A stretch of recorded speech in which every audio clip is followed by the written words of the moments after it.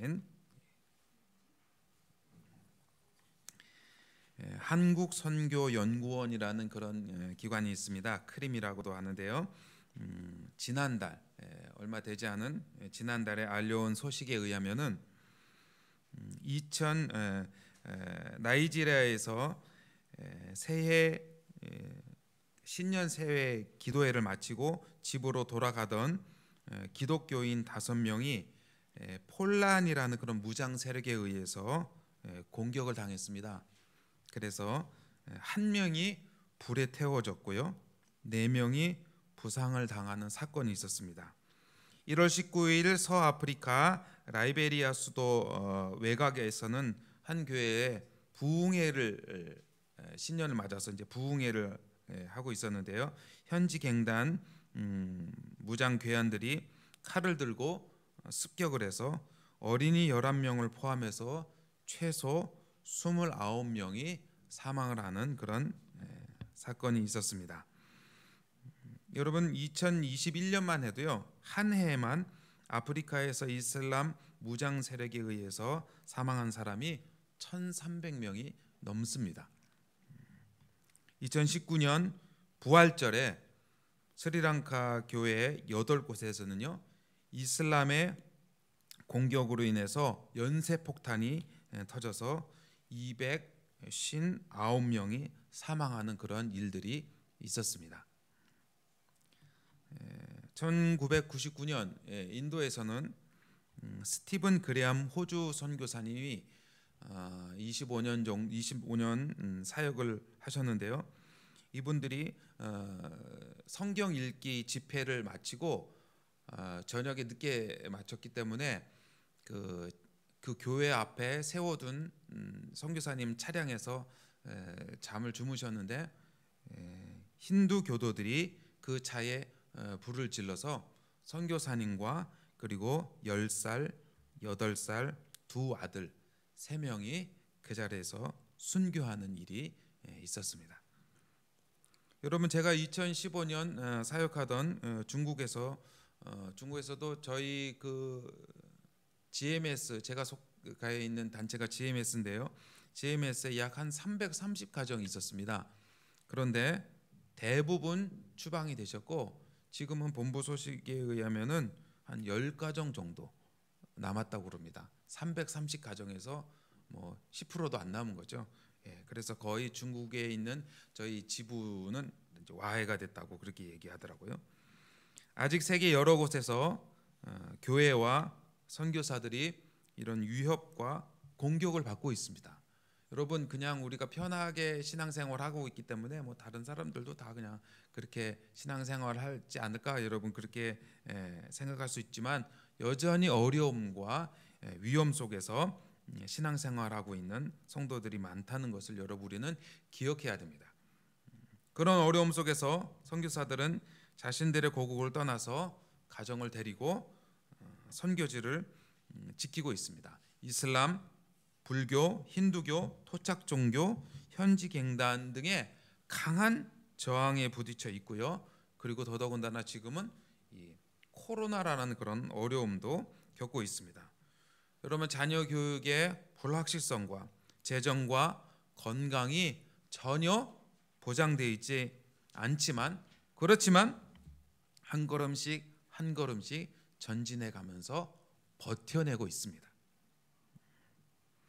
2021년 작년 12월 말로요, 우리 한국 선교사는요, 전 세계에 나가 있는 우리 한국 선교사는 167개국 22,210명입니다. 여러분, 2만 명이 넘는 선교사님들이 지금도 전 세계 곳곳에서 사역하고 계십니다. 안타까운 거는 그 전년에 비해서 이 숫자가 좀 줄었다는 것입니다. 여러분, 선교는 왜 해야 할까요? 선교는 할 만해서 하는 것이 아닙니다. 선교는 반드시 해야만 하는 일이기 때문에 하는 것입니다. 코로나의 어려움이 있는데 우리 목감 신일교회가 왜 굳이 선교를 해야만 할까요? 바로 선교는 하나님의 명령이고 우리 모든 그리스도인이, 모든 교회가 해야만 하는 일이기 때문에 하는 것입니다. 삶이 무너져 내리고 사업과 재정이 어려움을 겪고 건강이 위태로운 이때에, 우리의 모든 상황이 이렇게 주저앉아 버린 것 같은 이때에 우리 주님은요, 오늘 본문에서 말씀하고 계십니다. 16절을 보시면요, 일어나 너의 발로 서라. 여러분, 충격적인 이 이야기들 해주셔서 여러분들 너무 분위기가 이렇게 좀 가라앉아 계신데 여러분 한번 큰 소리로 한번 따라해 보실래요? 일어나 너의 발로 서라. 예. 여러분, 사도 바울은요, 자신이 예수 그리스도를 만난 그 사건을 사도행전에서 3번 이야기를 합니다. 9장과 22장과 그리고 오늘 본문이 있는 26장, 이 3번을 이야기를 합니다. 근데 이전 2번과는 다르게 특별히 26장에서는 자신에게 하나님께서 맡겨주신 이방 소명에 대해서 더 강조를 하고 있습니다. 일어나 너의 발로 서라. 여러분, 선교는요, 다른 사람이 대신해 주지 않습니다. 모두가 동참하는 일입니다. 여러분 하나님을 믿으시죠? 뭐 무슨 선교에 끌려갈까 봐 겁나서 대답을 못 하시는 것 같은데요. 여러분 하나님 믿으시죠? 우리는 하나님의 자녀죠. 우리는 모두 다 그리스도인입니다.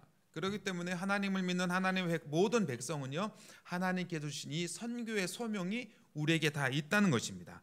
누구만 대표로 가는 게 아니에요. 여러분, 얼마 전에 올림픽이 했었는데 올림픽에 우리나라 대표 선수들이 가서 거기서 금메달 따면 마치 우리가 막 금메달 딴 것처럼 흥분을 하고, 거기서 뭐 이렇게 좀 억울한 일 당하면은 막 우리도 같이 분노하고. 여러분 왜 그래요? 여러분 뭐 그 선수들 여러분 한 번이라도 만나봤어요? 막 악수라도 한번 해보셨나요? 단 한 가지, 그들이 우리나라 대표라는 것 때문에 그렇습니다. 여러분, 선교사가 여러분들 대표인가요? 여러분들 대표로, 제가 대표 선수로 이렇게 선교지에 나가 선교하는 것이 아니라는 겁니다. 여러분 오해하지 마세요. 선교는요, 선교사만 대표로 하고 나머지 여러분들은 그냥 잘한다고 응원만 하는 게 아니고요, 우리 모두가 함께 참여하는 일이 바로 선교입니다. 우리의 기도의 발로 참여합니다. 우리의 물질의 발로 참여하는 것이고, 어떨 때는 단기로 우리가 이렇게 직접 선교 현장에 와서 함께 선교사들과 사역하는 것, 이것이 바로 선교의 모습입니다. 여러분, 이처럼 선교는 모두 일어나서 우리의 발로 직접 동참을 해야 됩니다. 코로나 때문에 어렵죠. 그렇지만 이런 코로나 때문에 주저앉아 있으면 안 됩니다. 여러분, 기독교 역사상 선교를 할 만한 때는요, 한 번도 없었습니다. 어디에 가든지 복음이 전파되는 곳에는요, 장벽이 있었습니다. 기독교가 전파되는 곳에는요, 가로막는 방해 세력들이 있었습니다. 그런데 2000년 기도 역사상 그런 모든 장벽을 넘고 오늘날까지 복음이 전 세계로 확산되었습니다. 여러분, 저희 가정도 2007년 1월에 제가 사역하던 그런 교회에서 파송을 받고 중국으로 갔습니다. 그때 이제 처음에 중국으로 사역지를 결정을 해갖고 중국을 갔는데요.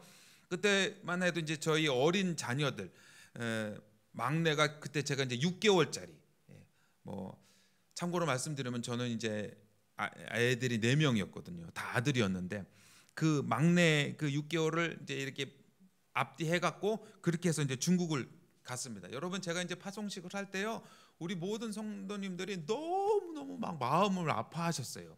그래서 제가 가기 전에 저희 교구에 있던 어떤 나이 드신 그 집사님이, 여자 집사님이 저보고 정말 마음 아파하시면서 제 손을 잡고 막 눈물이 이렇게 막 차오르셔서 그렇게 말씀하시더라고. 목사님, 그거 어디라고 그 애들을 데리고 거기를 가려고 그러시더라고요.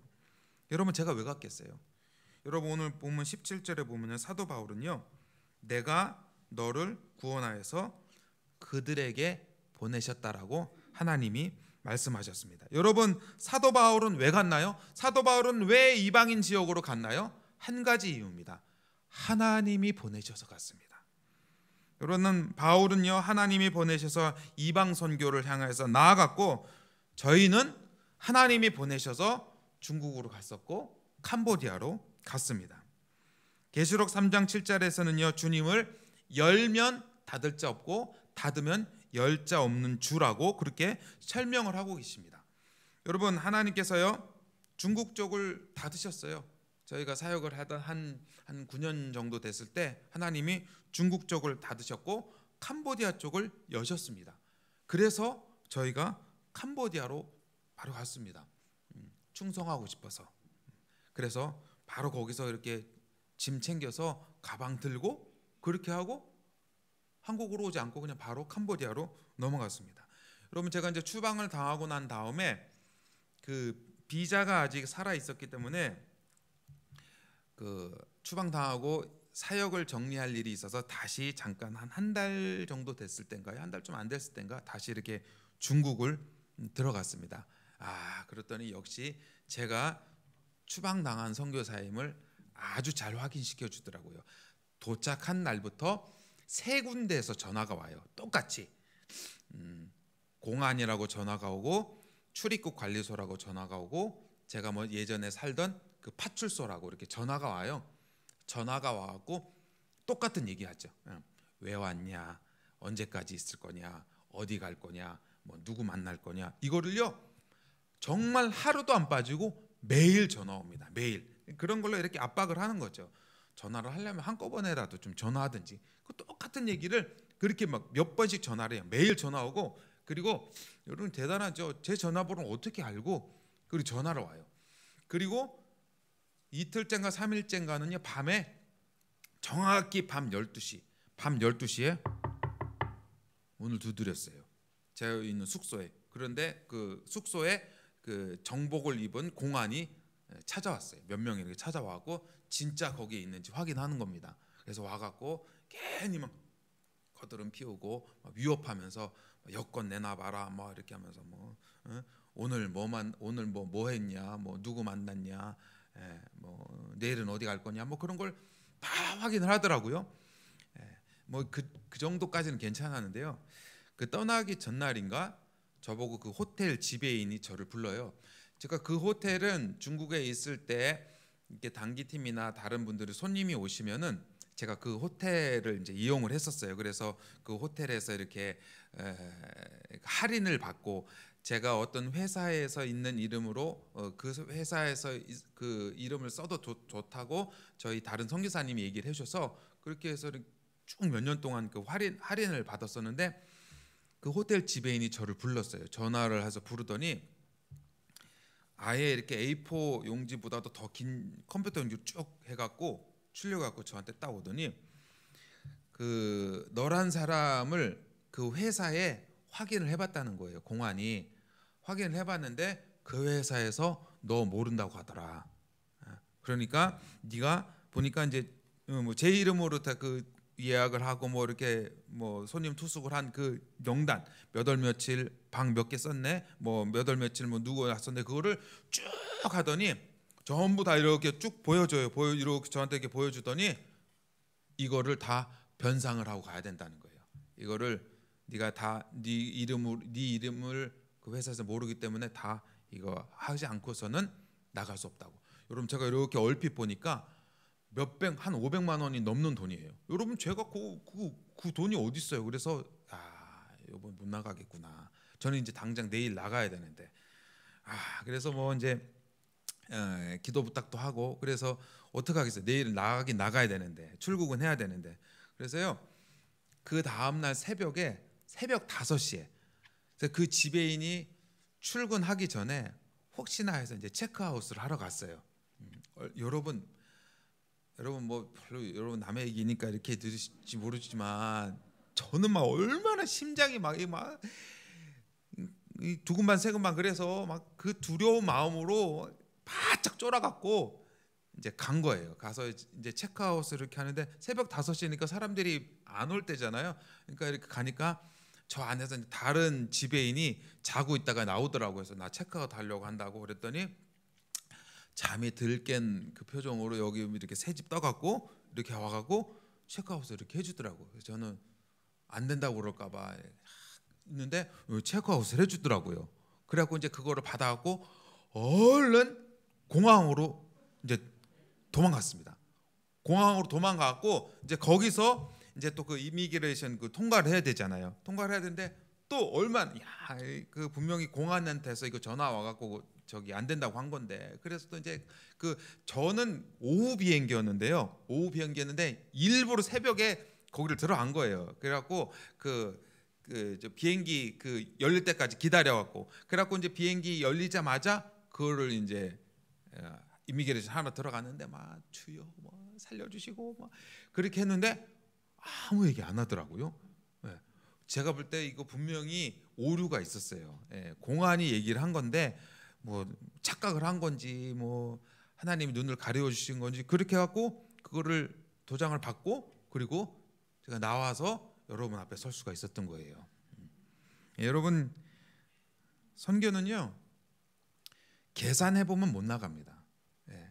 이것 따져보고 저것 따져보면은 절대로 답이 나오지 않아서 갈 수가 없습니다. 이렇게 선교사들은요 무모할 정도로 전진하는 사람입니다. 가다가 넘어지는 한이 있더라도 넘어져도 앞으로 넘어져서 후퇴는 하지 않을 만한 그런 마음으로 한 걸음씩 한 걸음씩 전진해 갑니다. 하나님께서 맡겨주신 그것에 대한 소명에 대한 충성, 그 마음으로 가는 사람들이 바로 선교사들입니다. 우리나라의 그 유명한 의사 중에 외과 의사이신 이국종 교수님이라는 분이 계십니다. 이분 때문에 그 권역별로 중증 환자 치료센터가 생겼고 그 닥터 헬기도 막 이렇게 더 늘어나고 한 그런 이국종 교수님이라는 분이 계신, 여러분 모르시나요? 여러분 너무 기도만 하고 이 성경만 보지 마시고 뉴스도 좀 보시고 그렇게 하세요. 이분이 그 골든 아워라는 책을 쓰셨어요. 이제 이 당신이 겪었던 이런 내용에 대해서 그 책을 쓰셨는데, 그 이 교수님은 그 중증 외상 환자 그 수술방을, 그러니까 여러분 이 중증 외상 환자라는 건요 쉽게 얘기하면요 교통사고나 이렇게 갑작스럽게 사고를 당했는데 그냥 뭐 이렇게 손 정도 부러지는 정도가 아니고 중증으로 생명의 그런 위협이 있는, 생명 막 총각을 다투는 그런, 살릴 수 있느냐 죽을 수 있느냐 그런 중증으로 응급실에 들어온 그런 환자들을 가리킵니다. 그래서 이런 중증 외상 환자 수술방을 이 교수님은요 막장이라고 그렇게 책에서 표현을 했습니다. 여러분 막장이 뭐예요? 막장? 뭐 여러분들이 생각하는 그런 막장 드라마 그런 거 말고요. 막장이라는 것은요 원래 그 갱도의 맨 끝을 이야기를 합니다.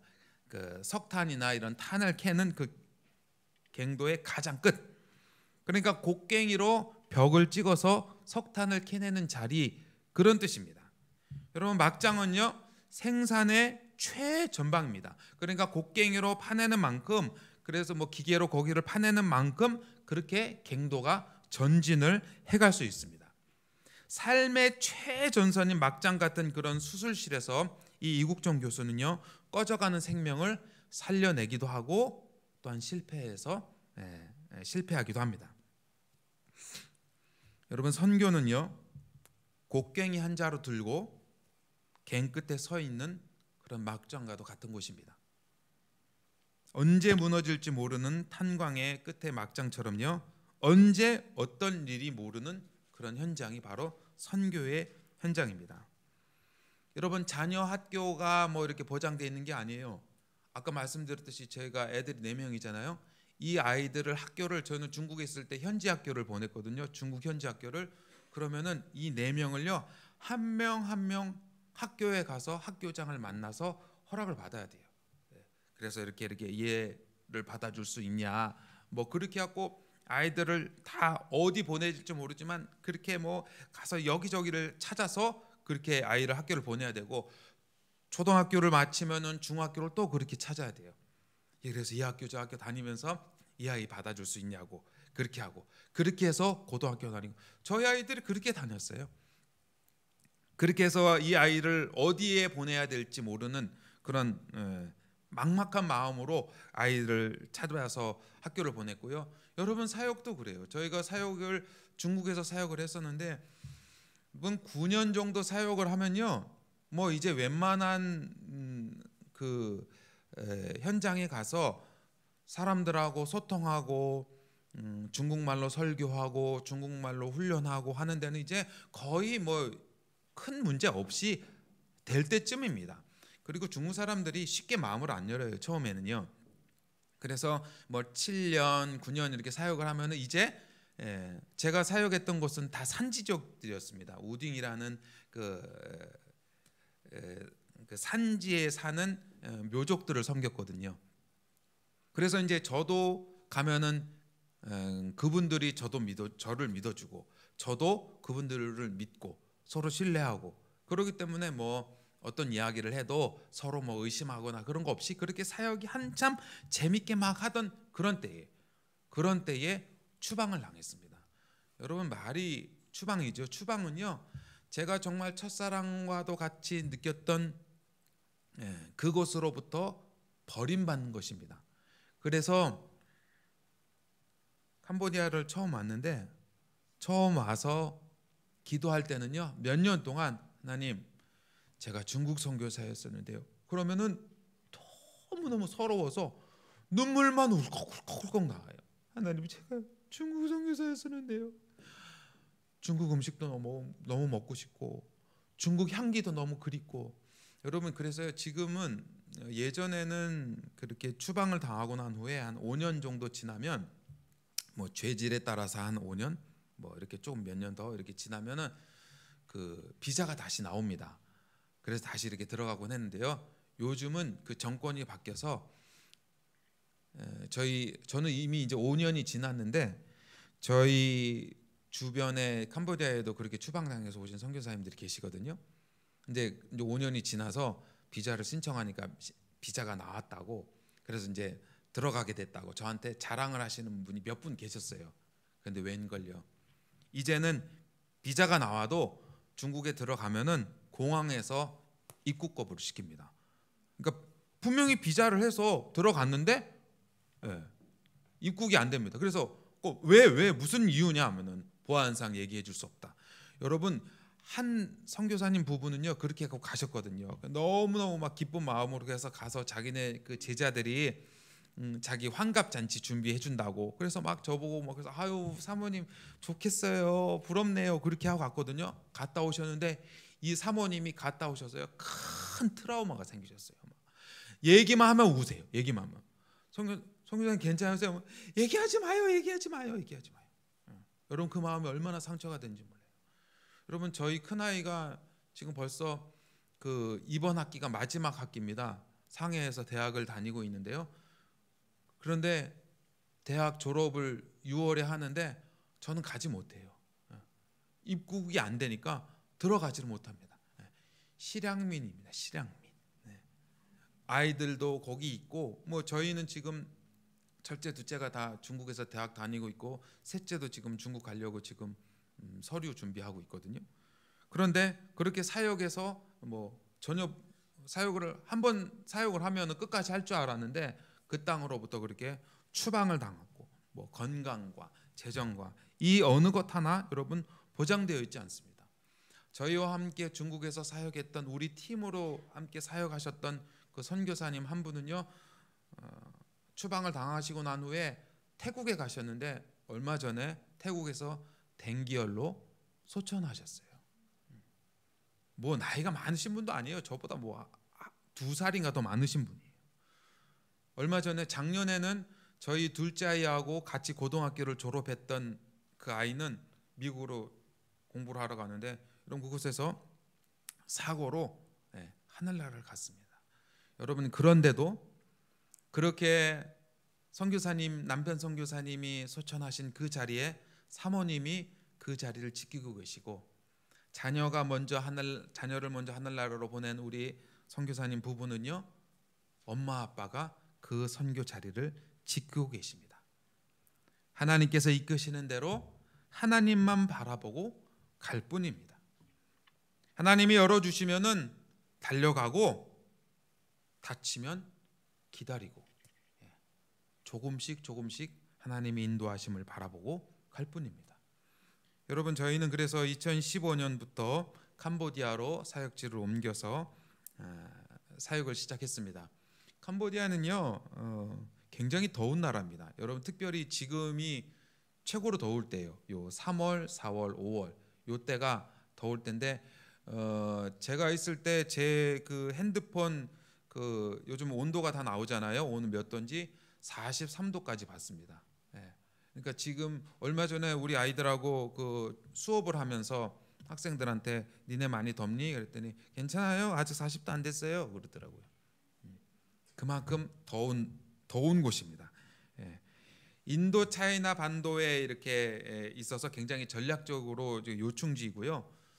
소승 불교가 거의 95%를 차지하고 있는 그런 나라입니다. 우리나라 불교하고는 좀 틀린 그런 불교인데요. 인구가 한 1750만 명. 제가 보니까 경기도 인구가 한 1400만 명 된다고 그러더라고요. 그러니까 캄보디아 전체 인구가 경기도 인구보다 땅은 훨씬 큰데 조금 더 많은 그냥 그 정도 나라입니다. 그래서 1인당 국민 소득도 2,000불이 안 되는 아주 극빈 국가 중에 하나입니다. 그런데도 캄보디아는요 메콩강과 똠네삽강이라는 한강보다도 큰 그 강이 이렇게 두 개나 있어요. 그리고 평지가 많습니다. 그래서 캄보디아의 수놈펜, 저는 이제 푸놈펜에 있거든요. 수도인 푸놈펜 그 외곽에서 사역을 하는데 여러분 푸놈펜은요 평지만 있어요. 평지. 그래서 뭐 이렇게 도시에서 조금만 벗어나서 차 타고 한 15분 20분만 벗어나면요 왼쪽 오른쪽이 다 평지입니다. 야자수만 보이고. 그래서 실제로요 저희 아이들은 그림을 산을 그리라고 하면요, 여러분 산을 그리라면 어떻게 그리세요? 산? 우리는 보통 이렇게 삐쭉삐쭉 하잖아요. 얘네는요 산을 일자로 그려요. 이렇게 일자로. 야 산은 원래 이렇게 그려야지. 그러면 아니래요. 원래 이렇게 그리는 거예요. 원래. 그럴 수밖에 없죠. 그 아이들은 뭐 산이라는 거를 이렇게 본 적이 없으니까 그래서 조금만 이렇게 언덕이 있으면 그걸 산이라고 그렇게 이야기를 하더라고요. 이렇게 강도 큰 강도 있고 이렇게 평지고 그리고 1년 내내 이거 강한 햇빛이 있으니까요. 캄보디아는 그저 벽실을 갖다가 이렇게 뿌리면요. 뭐 우리나라처럼 모내기 이런 것도 아니고 벽실을 뿌리면은 1년 산모작이 가능한 곳입니다. 여러분 생각을 해보세요. 이렇게 쌀도 많이 나오고 그 다음에 열대 과일이 여러분 얼마나 풍성한지 몰라요. 저희는 학교 안에 망고나무를 심어놨거든요. 망고나무를요 먹다가 다 못 먹어요. 여러분 이해되세요? 망고나무가 그것도 망고나무가요. 여러분 참 불쌍하신 좀 심심한 조의를 표합니다. 여러분 망고가 이게 한 종류가 아니에요. 이게 17가지인가 그래요. 그래갖고 그 더 단 망고 있거든요. 저희는 그것만 따 먹어요. 다른 망고는 먹다가 그냥 이렇게 그거는 아예 먹지도 않고 그냥 다 이렇게 떨어졌고 막 그러거든요. 요번 마트 같은 데 가면 망고 있더라고요. 엄청 비싸더라고요. 여러분 참 안 됐습니다. 여러분 그런 망고를 그것도 맛있다고 여러분 드시는데 여러분 캄보디아는요 열대 과일이요 엄청 많습니다. 그리고요 강이 그렇게 큰 강이 있기 때문에 물고기도 풍부합니다. 그래서요 캄보디아는 특별히 노력하지 않는 이상은 굶어 죽을 수 없는 곳이 바로 캄보디아입니다. 그래서 캄보디아가요 옛날에 60년대까지만 해도 우리나라를 원조해 줬습니다. 우리나라 불쌍해서 못 산다고 그렇게 원조해 주던 그런 나라였는데 1975년부터 79년까지 폴폿이라는 사람이 농민 사회주의를 꿈꿔서 모든 지식인들을 다 학살했습니다. 800만 인구 중에 약 한 300만 명을 학살을 했으니까요. 그래서 모든 삶의 인프라가 다 나라 인프라가 다 무너졌습니다. 캄보디아는요 1923년에 아더 하몬드 선교사가 개신교 선교를 시작했습니다. 그러니까 내년이 1923년이니까 내년이 100주년입니다. 그러나 기독교 인구는 아직 2%도 채 되지 않는 그런 곳입니다. 그럼 이곳에서 저희는요 소금과 빛 국제학교라는 곳에서 사역을 하고 있습니다. 캄보디아의 사회에 복음의 영향력을 미칠 기독교 인재 양성을 목표로 사역을 하고 있습니다. 그래서 GMS 선교사님이 한 6가정이 팀 사역을 하고 계시고요. 이 외에도 많은 이 교사분들이 참여를 하고 계십니다. 여러분 저희는 전략적으로 한국어를 선택을 했습니다. 왜냐하면은 예전에 우리나라가 그 선교사님들 들어오셔서 그런 인재를 선교사님, 서양 선교사님들 나라에 서양에 미국에 이렇게 보내서 공부해서 인재를 만들었듯이 저희도 한국 선교사니까 그래서 한국으로 공부를 하러 올 수 있도록 하기 위해서 한국어로 일부러 수업을 합니다. 그래서 처음에 들어오면 4학년부터 아이들을 저희가 봤거든요. 그래서 4학년 들어오면은 한국어를 먼저 배웁니다. 여러분 얼마나 애들이 힘들어하겠어요. 예. 상상을 초월할 정도입니다. 아이들이 너무너무 힘들어하는데 어쨌든 그렇게 한국어를 배워서 한국어로 모든 교과 과목을 다 배웁니다. 예. 뭐 사회, 수학, 과학 이런 걸 다 한국어로 배우고 한국어로 예배를 드리고 그래요. 그러니까 여러분 이 말은 무슨 말이냐면요. 여러분들이 저희 학교에 언제든지 오셔도 의사소통이 가능합니다. 예. 애들이 한국말로 찬양을 하고 한국말로 얼마나 뜨겁게 예배를 드리는데요.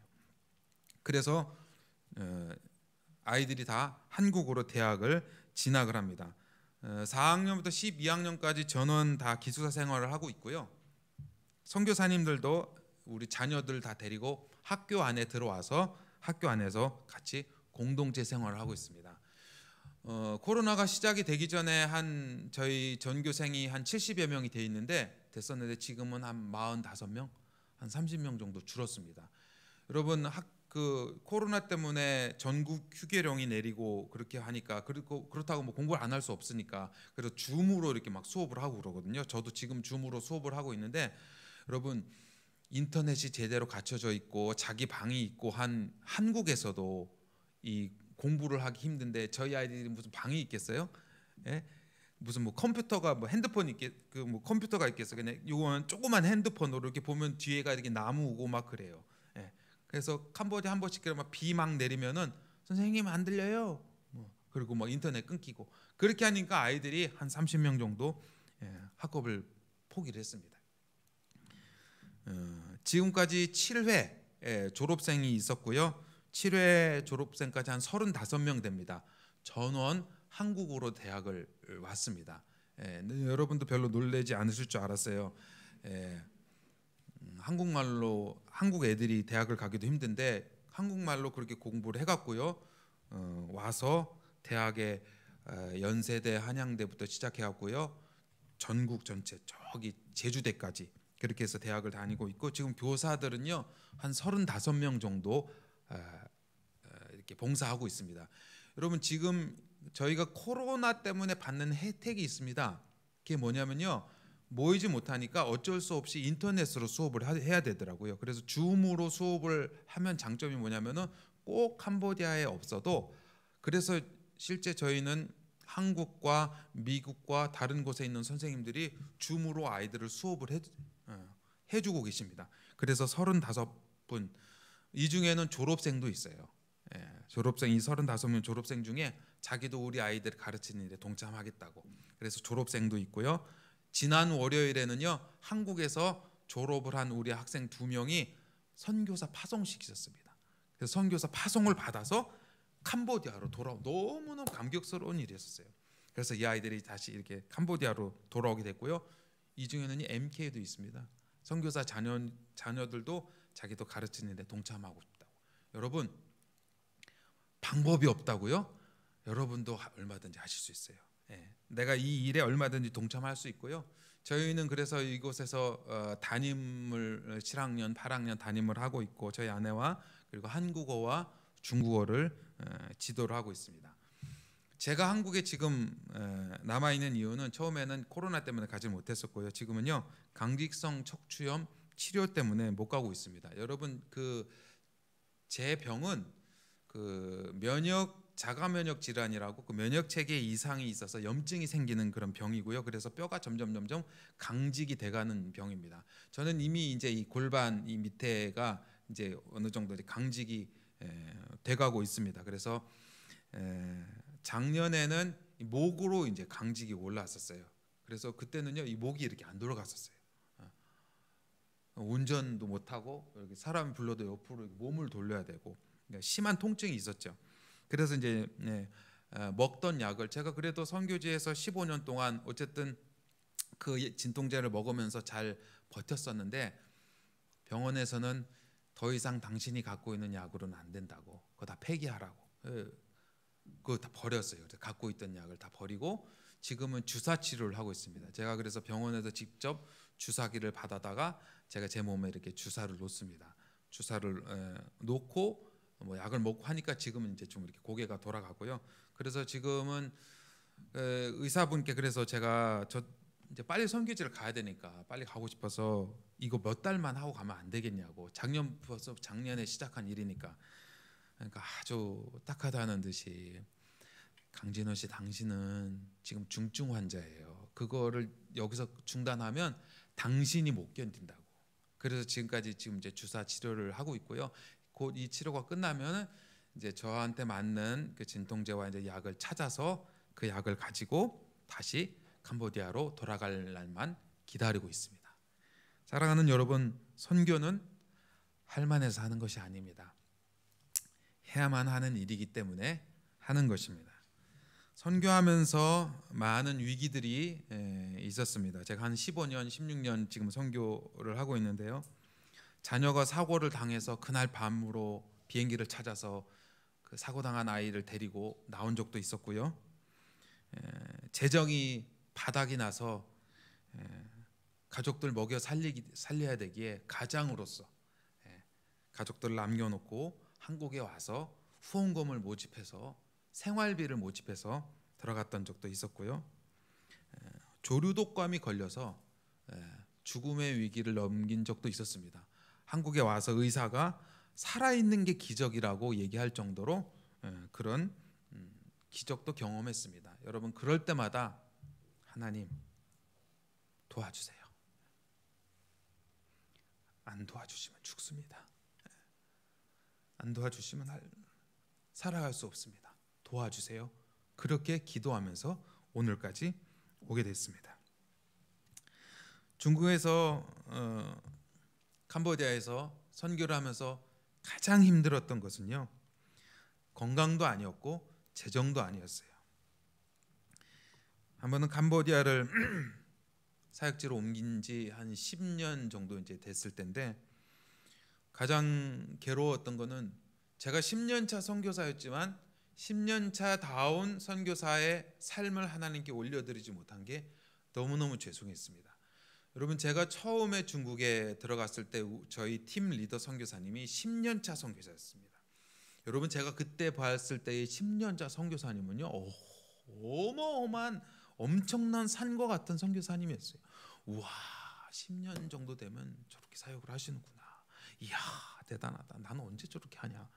그렇게 산과 같은 보였던 우리 선교사님이었는데, 제가 캄보디아를 왔는데 캄보디아 와서 보니까 어느덧 제가 10년차 선교사이더라고요.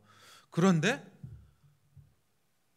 선교지를 달려가기는커녕 사역지를 막 옮겨서 거기서 새로 언어를 배우고 있고 막 바닥을 긁고 있는 그런 제 모습을 보니까 하나님 앞에 너무너무 죄송했어요. 그래서 제 정체성이 흔들렸어요. 이거는 뭐 10년 차도 아니고 이제 막 선교 1년 차 시작한 선교사인가 막 그렇게 해서 저희의 능력으로 감당할 만한 게 아니더라고요. 그래서 제 아내와 선교를 포기하기로 결정을 했어요. 야, 이게 우리 능력으로는 못하겠다. 어떻게 하겠냐? 그냥 포기합시다. 그래서 선교 철수를 저희 아내하고 저하고 결정을 했어요. 아직 파송교회는 얘기하기 전이고, 그래서 이제 기도하고 있죠. 이제 어떻게 얘기를 하고 가야 되나. 바로 그때 하나님께서 우리를 바닥에서 만나 주셨습니다. 제 신학교 동기였던 우리 선교사님 한 분이 한 2시간 정도, 제가 있던 푸놈펜에 2시간 정도 떨어져 있는 한 깜뽕짬이라는 그 지역에서 그 사역을 하고 계셨는데, 안식년을 들어가면서 자기가 이 센터하고 교회하고 학사를 맡기고 갈 선교사를 찾고 있었는데, 저보고 언제 한번 놀러 오라고 하고 그날 언제 한번 갔다가 그 자리에서 붙들렸어요. 딱이 선교사님이 딱이라고. 그래서 자기한테 물어도 보지 말고 마음껏 사역하시라고. 그래서요, 여러분, 그 더운 그 캄보디아에 가고 그 시골에 가면요, 한 4시간, 토요일 날 가서 한 4시간 정도 그 마을 신방을 다녀요. 땀을 바가지로 막 흘리면서 그렇게 신방을 했는데요. 여러분, 저희가 시간을 지나고 보니까 우리가 선교를 하러 거기 들어간 게 아니고요, 하나님이 저를 선교해 주셨어요. 저희 부부를 선교해 주셨습니다. 저희가 선교 당했습니다. 그래서 하나님이 저희를 그렇게 회복해 주셨고요, 그래서 다시 사역을 할 수 있도록 은혜를 베풀어 주셨습니다. 여러분, 하나님은요 지금도 우리를 그렇게 만나 주십니다. 여러분, 할 수 없다고 포기한 현장에 하나님이 오십니다. 아무것도 할 수 없을 것 같은 그 자리에 하나님이 오셔서 주저앉아 있지 말고 네 발로 일어서라고 하면서 우리를 일으켜 주십니다. 여러분, 하나님이 여러분을 절대로 포기하지 않습니다. 그리고 함께 갈 수 있는 사람을 이렇게 붙여주십니다. 사랑하는 여러분, 교회가 그런 곳이에요. 함께 가는 사람들이 모인 곳이 바로 교회입니다. 여러분, 앞에서 말한 이 외상의과 이국정 교수님도요, 이분 역시 한쪽 시력이 거의 상실돼 있습니다. 자, 보이지가 않아요. 그러면서 동료 후배인 정경원이라는 사람을 소개합니다. 그 책에서. 그러면서 거기에 이렇게 적었어요. 눈 때문에 생긴 내 공백을 정경원이 몸을 던져 꾸역꾸역 메워나갔다. 여러분, 그러면서 이 이국정 교수는요, 그가 있는 한, 정경원 그 후배가 있는 한 버텨나갈 것이라고 이야기합니다. 그래서 그 골든 아워라는 그 책 첫 장을 넘기면 이 책을 헌사에 적었어요. 정경원에게. 여러분, 선교는 혼자 할 수 없습니다. 같이 하는 것입니다. 하나님과 같이 하는 것이고 동역자들과 같이 하는 것입니다. 그래야 감당할 수가 있습니다. 바울도 하나님 주신 사명을 혼자 감당하지 않았습니다. 로마서 16장 4절에 그들은 내 목숨을 위하여 자기들 목까지도 내어놓았다라고 그렇게 이야기를 하고 있습니다. 여러분, 선교사 혼자 힘으로 선교를 할 수가 없습니다. 선교사는 영웅이 아니에요. 대단한 사람이 아닙니다. 여러분들이 기도를 해주실 때 선교사가 힘을 얻습니다. 여러분들이 물질을 보내주실 때 선교사 자녀가 학교를 다닐 수가 있고요, 저희가 그곳에서 생활을 할 수 있습니다. 여러분들이 차량을 보내주셔서 선교사의 발이 되어져서 여러분 선교지 곳곳을 다닐 수 있습니다. 여러분, 저희는 서빛학교 아이들 가정 방문을 하는데요, 한 번 나가면 한 2,000km를 다닙니다. 여러분, 2,000km. 여기서 부산 가는데 400km예요. 한 주 동안 2,000km. 캄보디아 길이 좋겠어요? 그 흙길을, 산길을 그렇게 다닙니다. 여러분, 우리가 어떻게 다니겠어요? 여러분, 이런 사역의 현장을 선교사가 여러분들이 그렇게 협력해 주시지 않으면 다 갈 수가 없습니다. 여러분께 도전합니다. 여러분, 새 차 바꾸실 때 돈 얼마 받고 그렇게 중고차 더 이렇게 받지 마시고요, 선교지로 보내주세요. 그래서 선교사의 발이 될 수 있도록 여러분 협력해 주시기 바랍니다. 때로는 단기 선교로 현장을 방문해서 선교사의 손이 되어주기도 합니다. 이렇게 선교는 저와 여러분들이 함께 이루어가야 될 사명입니다. 여러분, 기도 부탁드립니다. 강직성 척추염으로 인해서 제가 소금과비 국제학교 사역에 선교 사역의 발걸음이 멈춰지지 않도록 여러분 기도해 주시기 바랍니다. 사역에 필요한 이런 것들이, 물품들이 채워질 수 있도록 믿음으로 반응하는 손길들을 통해서 채워줄 수 있도록 여러분 기도해 주시기 바랍니다. 저희 큰아이가 이제 곧 졸업하고 진로를 찾고 있는데 그 아이 진로와, 둘째는 이제 다음 달쯤에 군대 제대를 해요. 그래서 복학을 해야 되고, 셋째는 지금 대학을 가려고 지금 서류 막 넣고 있습니다. 이 아이들의 학업과 학비를 위해서 여러분 기도해 주시고요. 막내는 지금 이곳에서 인터넷으로 공부를 하고 있습니다. 여러분, 저의 한 가지 소원이 있습니다.